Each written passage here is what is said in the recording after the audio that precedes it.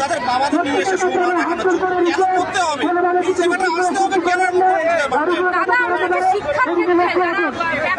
আমাদের দায়বদ্ধতা কিন্তু নিজেদের মধ্যে থাকবে। আমাদের প্রত্যেকের দায়বদ্ধতা কিন্তু নিজেদের মধ্যে। আমরা যে এভাবে আন্দোলন করছি তা দায়বদ্ধতা কিন্তু নিজেদের।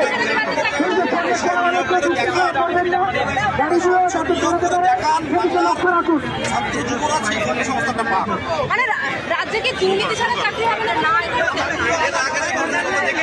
সেই আইনি জটিলতায় আটকে থাকছে সেই আইনি জটিলতায় আটকে থাকছে